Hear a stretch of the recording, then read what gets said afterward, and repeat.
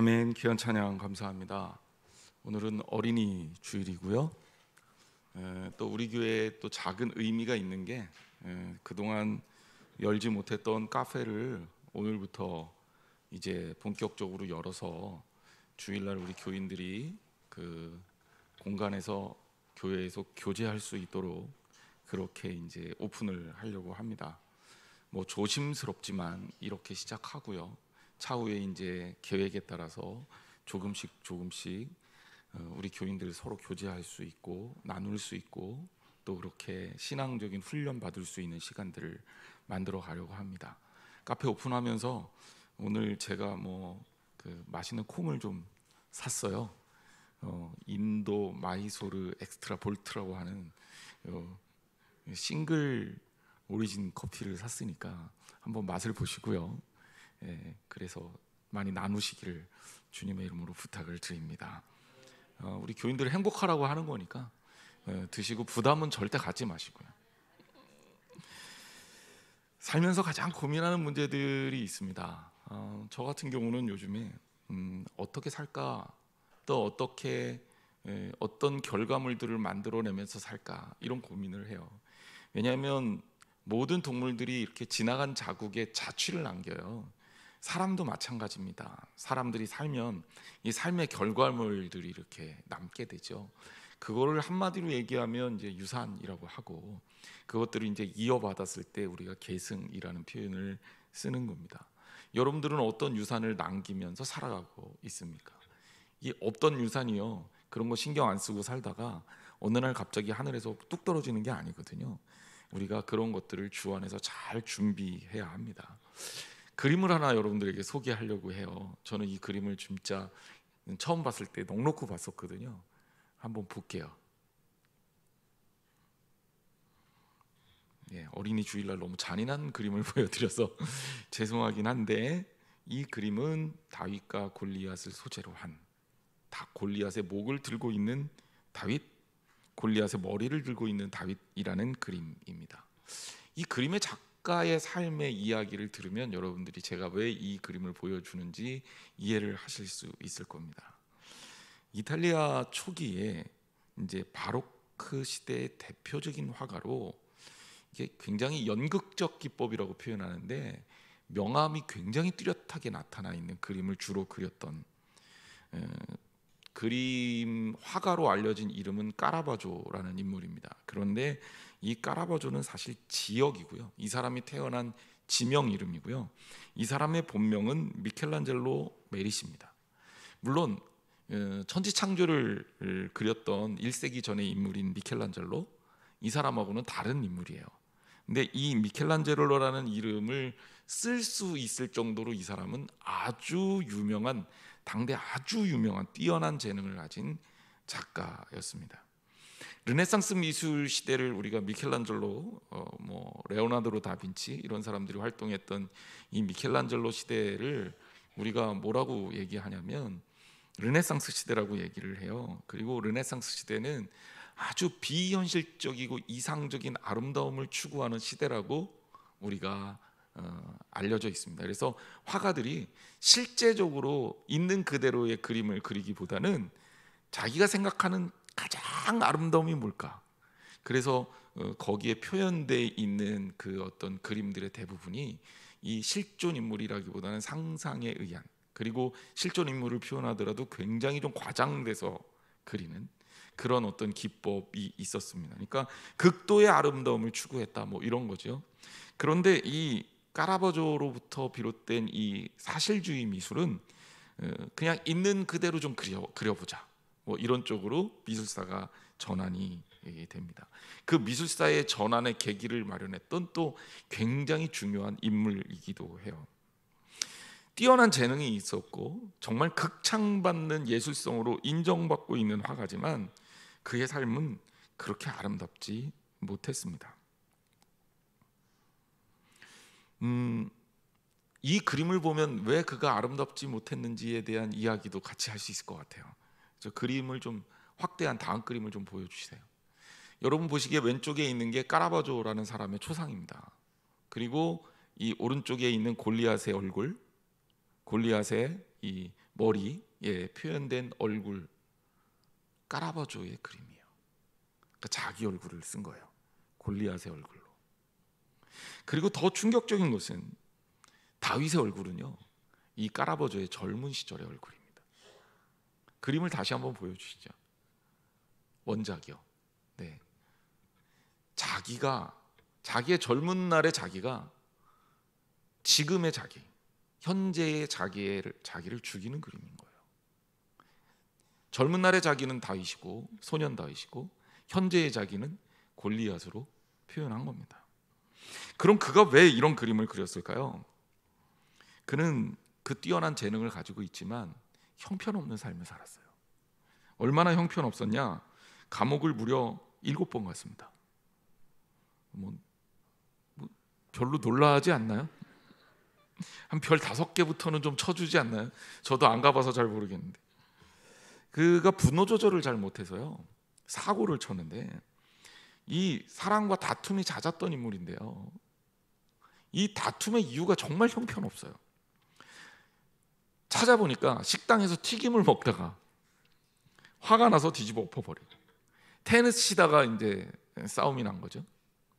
방세가 밀려서 그것 때문에 집주인하고 싸우고, 심지어 여자 모델의 약혼자하고 시비가 붙어서 그래서 전과를 갖게 되죠. 폭행, 기물파손, 명예훼손, 심지어 살인죄까지 저지릅니다. 결국 7번을 넘게 감옥에 갇히고요, 감옥에 가만히 있는 것도 아니고 탈옥을 그렇게 시도를 해요. 또 그 탈옥하고 갇히고 뭐 이런 어떤 삶의 연속이었습니다. 1606년에 결국 그는 살인자가 돼서 로마를 떠나야 했고요. 그나마 그가 너무 뛰어난 예술적 재능을 갖고 있으니까 이 귀족들이 그를 숨겨줘요. 그림을 그리도록 하기 위해서. 그래서 그가 근근히 살다가 자기 인생의 이제 황혼역에 자기의 얼굴을 그리면서 여러 가지 생각을 한 거죠. 나는 어떤 삶을 살았던 거지? 아마 이 그림에 그의 고뇌들이 녹아 있지 않을까 싶어요. 그러니까 젊은 날의 자기가 나이든 본인을 죽이는 그림을 그리지 않았겠습니까? 그러나 이 그림을 그리고 나서요, 1년도 안 돼서 그는 로마로 돌아가다가 또 싸우게 되고 다툼을 벌이다가 결국 사고로 죽게 됩니다. 악마적 천재라고 별명을 가졌던 미켈란젤로 메리시 다 카라바조의 삶을 설명드렸습니다. 여러분은 어떤 삶을 살고 있습니까? 과거의 삶을 여러분들이 돌아봤을 때 나는 어떤 결과물을 낳았을까요? 그리고 오늘 어린이 주일이잖아요. 여러분들, 우리 후손들, 미래 세대에게 우리는 어떤 모습을, 유산을 남겨주기를 원하십니까? 이 그림을 보면서 저는 여러 가지 생각을 했어요.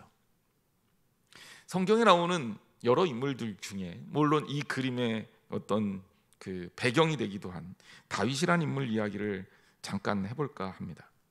다윗은 인생의 굴곡을 참 많이 겪은 사람이죠. 2세 8번째 아들로 태어나서 원래는 보잘것없는 양치기로 일생을 끝내야 될 사람인데 하나님이 그를 선택해서 사무엘을 그의 집안에 보내시죠. 7 형들을 다 그냥 지나가고 양치고 있던 그를 불러서 기름을 부어서 미래의 왕으로 세웠습니다. 다윗은 그렇게 하나님의 선택을 받고 하나님의 선택에 걸맞는 사람으로 자라게 돼요. 다윗은요, 왕으로서의 정치력도 있었을 뿐 아니라 골리앗을 벨 정도의 무용도 있었고요. 그리고 음악적 재능도 뛰어나서 악기 연주에도 뛰어나서 사울의 악령을 쫓아내는 역할도 했었고, 오늘날 우리가 읽는 시편의 굉장히 많은 편을 작사할 정도로 문학적 재능도 뛰어났던 인물입니다. 그렇게 훌륭한 인물이지만 그가 정작 왕에 오르기까지 엄청난 고생을 하죠. 사울은 다윗을 죽이려고 하고 다윗은 사울을 피해 10년 동안 도망자 생활을 합니다. 그러다가 사울이 죽고 나서 왕으로 추대되죠. 그때 그의 나이가 30입니다. 다윗은 왕이 된 다음에 이스라엘을 초강대국으로 키워냅니다. 하나님이 그와 함께 하셨고 이스라엘의 전성기를 이루는 최고의 성군이 되게 합니다. 물론 실수도 해요. 살인교사도 하고 간음죄도 짓고 또 인구조사도 해서 책망도 받습니다. 하지만 그는 이러한 죄조차도 신앙적으로 어떻게 극복해야 하는지에 대한 우리에게 유산도 물려주게 되죠. 71세에 그가 사망하기까지 약 40년을 이스라엘을 치리하면서 이스라엘의 최고의 전성시대를 구가하게 만든 왕이 바로 다윗입니다. 열왕기상 15장 5절에는 다윗의 치세를 이렇게 평가합니다. 우리아의 일 외에는 평생에 여호와 보시기에 정직히 행하였다. 사도행전 13장 36절에는 다윗에 대해서 이렇게 표현합니다. 다윗은 전심으로 하나님의 뜻을 쫓아 섬기다가 잠들었다. 우리들에게 한번 질문해 봤으면 좋겠어요. 내가 남겨진 유산, 내가 어떤 평가를 받을 수 있을까? 짧은 말 한마디로 여러분들을 후손이 또 하나님이 여러분들에 대해서 평가한다면 과연 나는 어떤 모습으로 그려지고 설명될 수 있을 것인가? 우리가 정말 이런 부분들을 좀 진지하게 고민하면서 살아야겠다라는 생각을 해봅니다. 어린이 주일입니다. 제가 교육에 관심이 많고 미래 세대에 관심이 많아요. 그래서 어떻게 이 어린이들에게 무엇을 줄 수 있을까를 고민합니다. 어린이 주일을 지키면서 놀랍게도 이 자리에는 어린이가 하나도 없어요. 우리 어린이들은 교육관에서 지금 따로 예배를 드리고 있어요. 유치부는 아마 오늘 달란트 시장한다 그래서 아이들이 많이 온 것 같아요. 제가 내려오다 보니까 바글바글 하더라고요. 오랜만에 참 보기 좋았습니다. 우리 미래 세대에게 어떤 유산을 물려줄 것인가? 여러분 고민해야 되지 않나요? 나 부모잖아요. 저도 이제 부모인데 자녀들에게 어떻게 무엇을 가르쳐 줄 것인가? 이런 고민을 끊임없이 하게 됩니다. 교회로 따지면 어떨까요? 그동안 우리는 신앙적 유산을 잘 받아서 한국 땅의 기독교 전성 시대를 이뤘죠. 근데 어느 시점부터인가 우리 미래 세대들의 숫자가 현격하게 줄고 있습니다. 교회를 아름답게 건축해서 아름다운 공간과 물질적 풍요를 안겨주는 게 자녀들을 위해서 잘 우리가 준비하는 신앙적 유산일까요? 유럽을 보니까 그렇지도 않은 것 같아요. 예쁜 교회들, 아름다운 교회들 너무너무 많습니다. 가는 곳마다 다 랜드마크는 교회예요. 그런데 그 교회는 관광지, 박물관, 심지어 술집, 나이트클럽 이렇게 쓰이고 있습니다. 아이들이 없으면 아름다운 건물이 무슨 소용이 있습니까? 물질적 풍요가 무슨 소용이 있습니까? 진지하게 우리가 앞으로를 생각해 봐야 하리라 생각합니다. 다윗은요 자기만을 생각하지 않았습니다. 다윗은 미래를 생각했어요. 자기 아들을 위해서, 후손들을 위해서 꿈을 꿉니다. 그래서 그가 생각했던 것이 좋은 정치 체계를 갖추고 나라를 부강하는 것뿐만이 아니라 신앙적으로 그들을 아름답게 세워가기 위해 성전 짓는 것들을 꿈꿔요. 그런데 하나님은 다윗의 손에 의해서 성전이 지어지는 것을 원하지 않으셨습니다. 다윗은 성전을 짓고 싶었으나 하나님이 그것을 막았다라는 거예요. 그럼 다윗은 하나님 막으셨으니까 나는 아무것도 안 하고 그냥 이대로 살다 끝나겠다라고 얘기했을까요? 아니죠. 다윗은 성전을 지을 준비를 해요. 역대상 22장 2절부터 나오는 5절까지 나오는 이야기들은 다윗이 얼마나 열심히 준비했는지를 보여주고 있는 본문입니다. 다윗이 명령하여 이스라엘 땅에 거류하는 이방 사람들을 모으고 속수를 시켜 하나님의 성전을 건축할 돌을 다듬게 하고, 자, 이미 건축을 위한 준비가 시작이 됐습니다. 이방 사람들을 모았어요. 당대의 유명한 석공들은 이방 사람들이 많았다고 해요. 그들을 다 모아서 성전에 쓸 건축에 들어갈 돌을 일일이 다듬는 겁니다. 문짝목과 거멀못에 쓸 철을 또 준비했습니다. 철들이 있어야 공사를 할 수가 있잖아요. 그리고 또 무게를 달 수 없을 만큼 심이 많은 놋을 준비했어요. 얼마나 놋이 들어갈지는 모르겠지만 무게를 잴 수 없을 만큼의, 충분히 쓸 만큼의 놋을 준비했습니다. 백향목을 또한 준비합니다. 당시의 백향목은 최고의 목재입니다. 이거는 이스라엘이라는 나라에 없어요. 그래서 이스라엘 북쪽에 있는 두로와 시돈, 지금의 레바논 땅에서 이 백향목을 가져옵니다. 그래서 성경은 그것도 설명하고 있어요. 다윗에게로 많이 수운하여 왔습니다. 이 지중해 쪽으로 해서 북에서 바다로 나무를 베서 아래쪽으로 운반을 했던 겁니다. 5절 말씀에 오니까 이렇게 이어집니다. 다윗이 이르되 내 아들 솔로몬은 어리고 미숙하고 여호와를 위하여 건축할 성전은 극히 웅장하여. 솔로몬은 어리고 미숙한데 하나님의 성전은 너무나도 웅장하고 너무나도 아름다워야 된다는 거죠. 만국의 명성과 영광이 있게 하여야 할지라. 그래서 내가 이것을 준비하여 다윗이 죽기 전에 정말 많이 준비하였다. 성경이 아예 그렇게 평가하고 있습니다. 얼마나 열심히였을까를 그대로 보여줍니다. 이거 다윗 안 해도 돼요. 다윗이 충분히 누리면서 사는 게 현명하게 볼 수 있어요. 하지만 다윗은요, 철저하게 준비합니다. 완벽하게 준비합니다. 그리고 하나님을 위해서 최선의 준비를 합니다. 오늘날 교회들이 미래 세대를 위해서 준비한다고 말합니다. 여러분 정말 준비하고 있습니까? 여러분 준비해 가고 있습니까? 어떤 계획을 갖고 있습니까? 진지하게 우리가 꿈을 꾸고 준비해야 합니다. 다윗이 후손들을 위해서 이 준비한 작업들 하나하나를 떠올려 보면 우리의 준비가 얼마나 부족하고 미약한지를 알 수가 있는 거죠. 우리 자녀들에게 우리는 아름다운 교회를 세우기 위해 이렇게 준비했다, 너희들을 위해 기도와 눈물로 준비했다, 이렇게 이야기해 줄 수 있어야 한다는 것입니다. 솔로몬을 불러 다윗이 유언과도 같은 이야기를 합니다. 그것이 역대상 22장 7절부터 나와요. 그 이야기들이 얼마나 간곡하고 절실한지 말씀을 그냥 읽어보겠습니다. 다윗이 솔로몬에게 이르되 내 아들아, 나는 내 하나님 여호와의 이름을 위하여 성전을 건축할 마음이 있었으나 여호와의 말씀이 내게 임하여 이르시되 너는 피를 많이 흘렸고 크게 전쟁하였느니라. 내가 내 앞에서 땅에 피를 많이 흘렸은즉 내 이름을 위하여 성전을 건축하지 못하리라. 보라, 하나 아들이 내게서 나리니 그는 온순한 사람이라.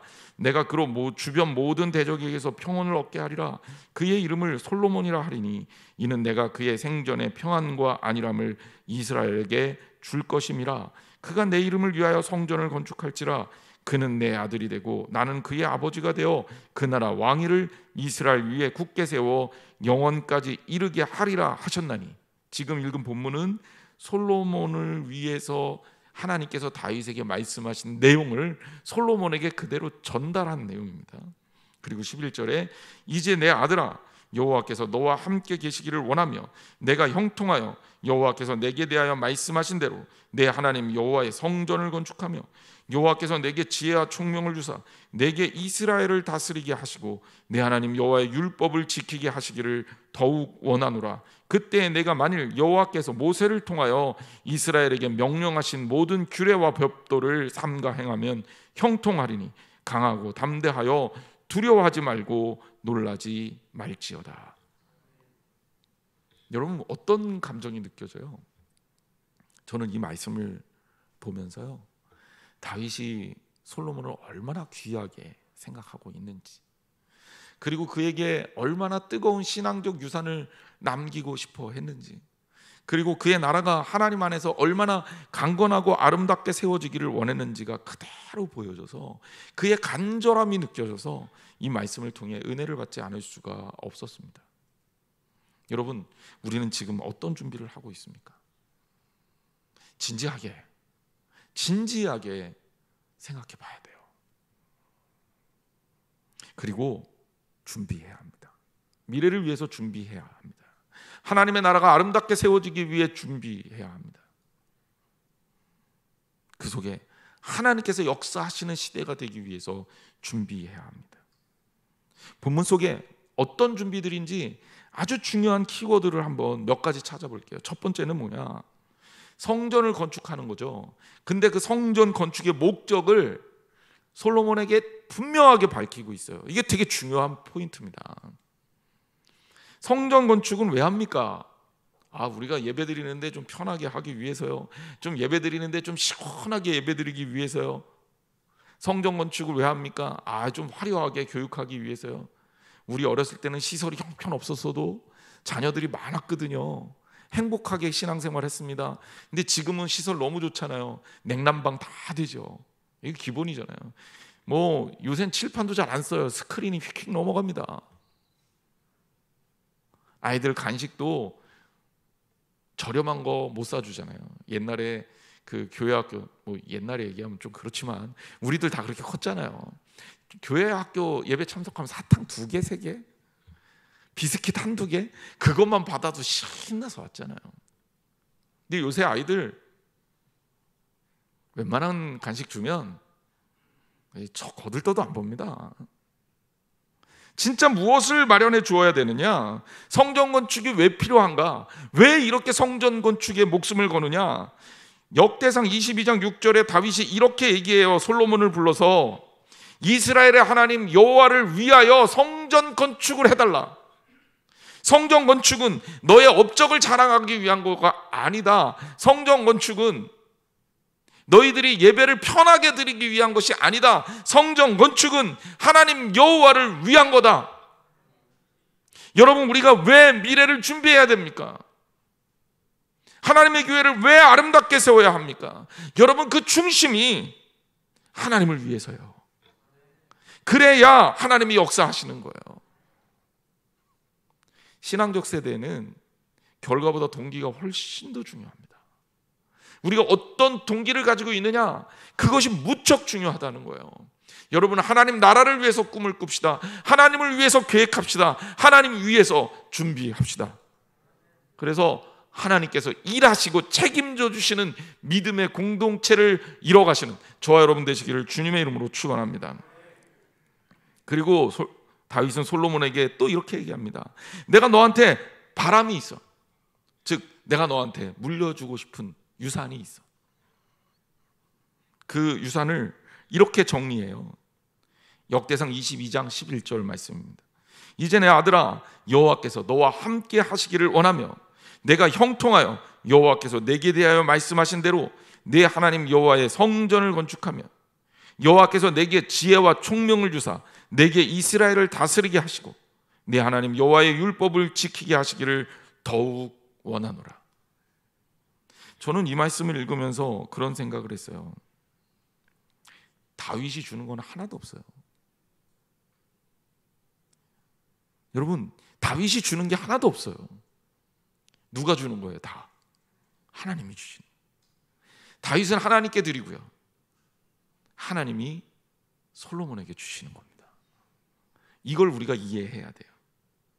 우리가 어떻게 하는 것이 우리 미래 세대들에게 가장 중요한 신앙적 유산일까? 우리가 하나님의 자녀로, 하나님의 거룩한 성도로 아름답게 사는 게 최우선이에요.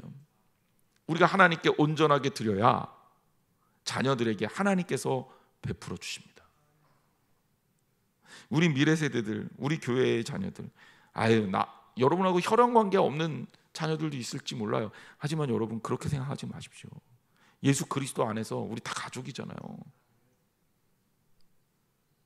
우리 유치원, 그리고 우리 유치부 다니는 아이들, 그리고 우리 초등부, 우리 중고등부 다니는 학생들, 우리 청년들, 사실은 다 하나님 안에서 우리 자녀들인 거예요.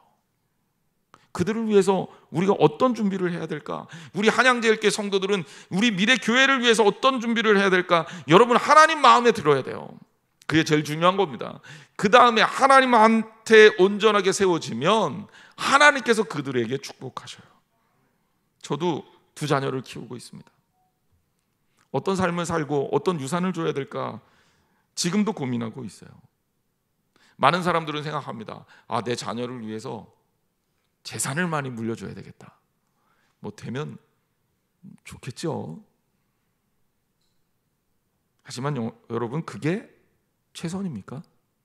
최선이 아닐 수도 있고 오히려 물려준 재산이 최악으로 갈 수도 있어요. 본질이 아니에요. 그건 본질이 아닙니다. 우리 교회도 우리 자녀들에게 무엇을 물려줘야 될까? 훌륭한 시설? 훌륭한 물질적인 어떤 환경들? 근데 그건 본질이 아니에요. 본질은 뭐냐? 오늘 본문에 말하고 있는 본질, 바로 그거예요. 첫 번째 뭐냐? 비전이에요. 비전.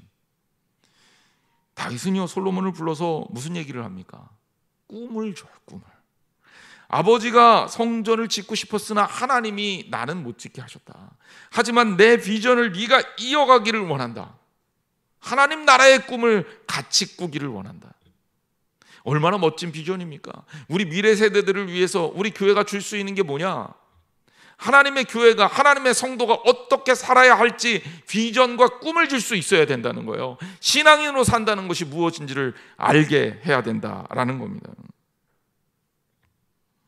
여기 6절 말씀에 보면 성전 건축하기를 부탁했다라는 말이 나와요. 부탁. 이 부탁이라는 단어가 히브리어로 찌바입니다. 찌바. 근데 이거는 이것 좀 해줘 이런 게 아니에요. 이건 거의 명령이에요. 책임을 맡긴다라는 의미가 담겨 있어요. 그냥 너가 이거 반드시 해야 돼 이런 얘기입니다. 즉 아들에게 꿈을 심어준 거예요. 미래의 자녀들에게 여러분 무엇을 심어주겠습니까? 너 하나님 나라를 위해서 어떻게 살래? 어떤 꿈을 가질래? 이 질문을 좀 던져줘야 돼요. 그리고 그 꿈을 자기들이 키워나갈 수 있도록 해야 합니다. 그것이 우리가 가지고 있는 첫 번째 사명이자 교육적 목표입니다.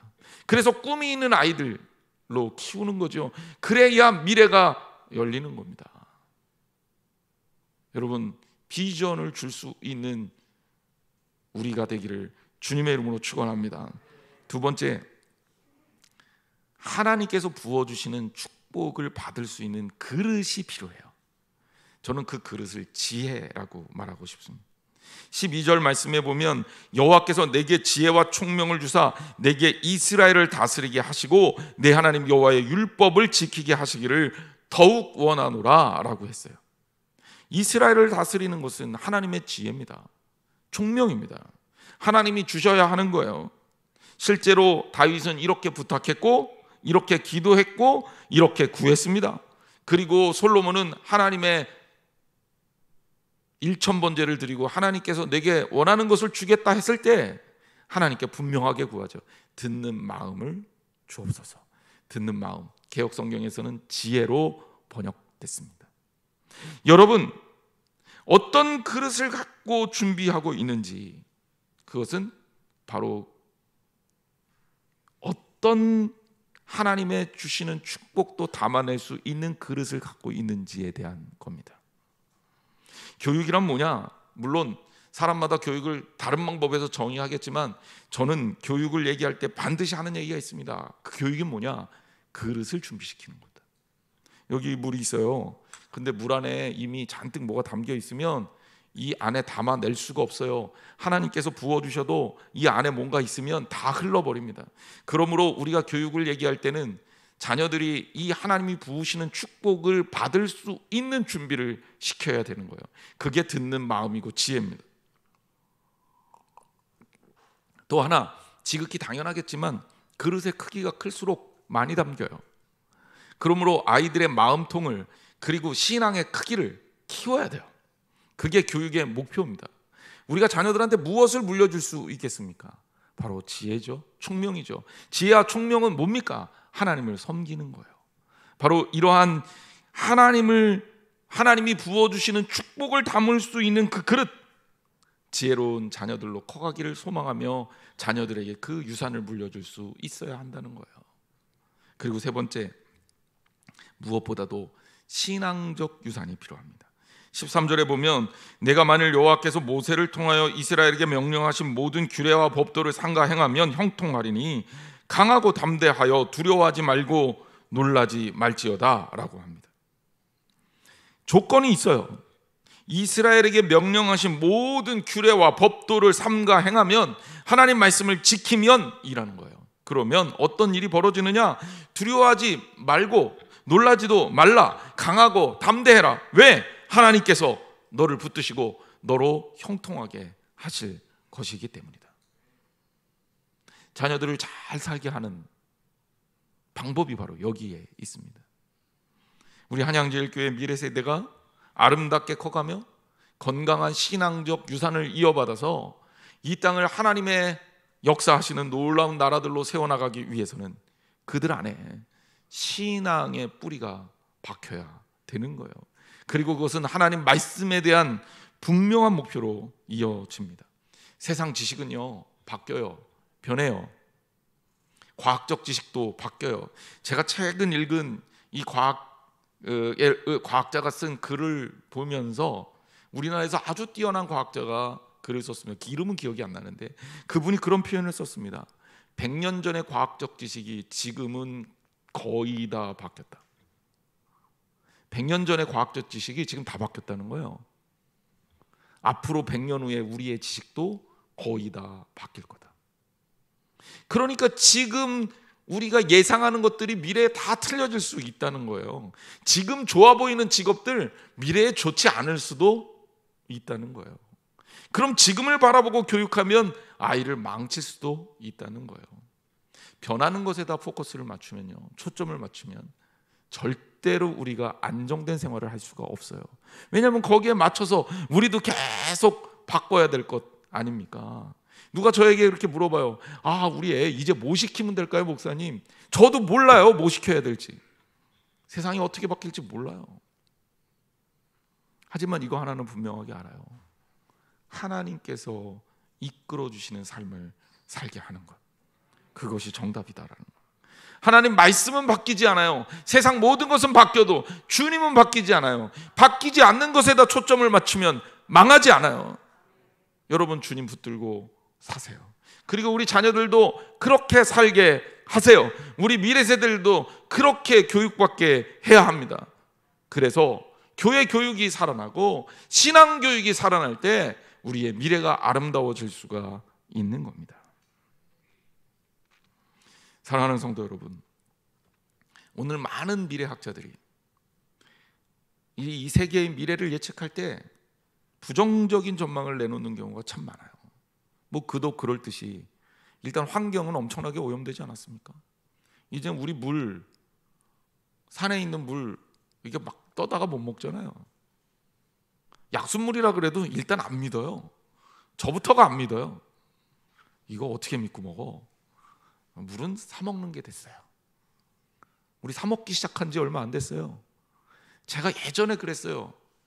제 전도사 때 앞으로 물 사 먹게 될지 모르니까 물 장사하면 돈 좀 많이 벌 겁니다. 사람들이 저한테 웃었어요. 에이, 전사님 말도 안 되는 소리 하지 마세요. 어떻게 물을 사 먹습니까? 지금 사 먹잖아요. 앞으로 제가 예측하건대 공기도 사 먹게 될 거예요. 숨 쉬는 공기 어떻게 하면 잘 팔아먹을까를 생각하면 돈 벌 수도 있을지 몰라요. 제가 해보려고 그랬는데 목사를 하는 바람에 못했어요. 제가 아마존 가서 공기를 떠다가 대한민국에 팔고 싶었다니까요. 그럼 여러분 장사 좀 되지 않을까요? 그렇죠? 아마존 가서 사오는 공기는 좀 그렇다 치더라도 뭐 하다못해 저기 제주도 한라산에서 그 맑은 공기 떠다가 팔면 좀 팔리지 않을까요? 물론 이제 비용 문제를 고려해야 되겠지만 말입니다.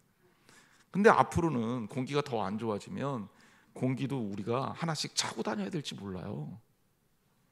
그래서 어떤 사람은 지구의 수명이 앞으로 50년 남았다라고 예측하는 과학자들도 있어요.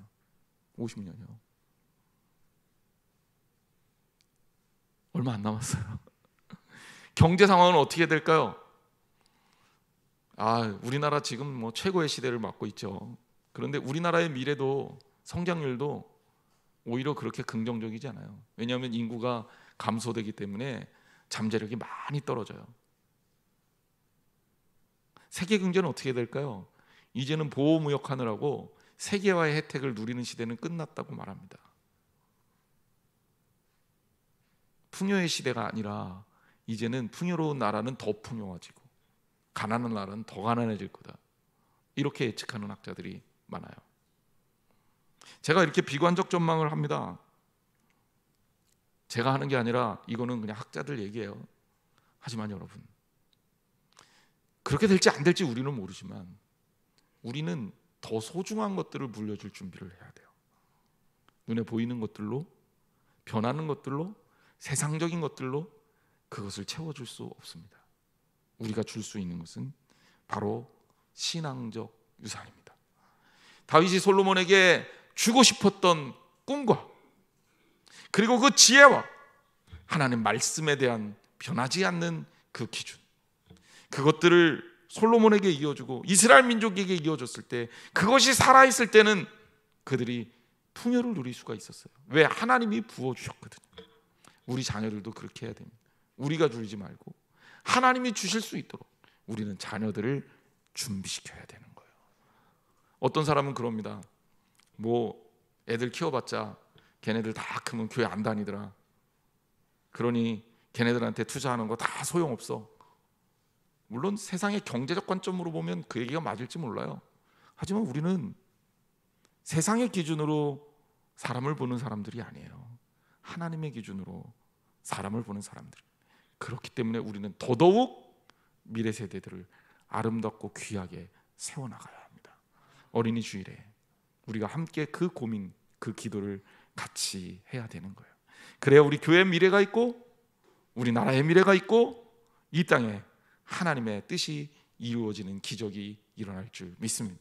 그거를 우리 한양제일교회 교인들과 함께 앞으로 계속적으로 해나가는 저와 여러분 되시기를 주님의 이름으로 축원합니다. 우리 같이 찬양하는 시간 갖겠습니다.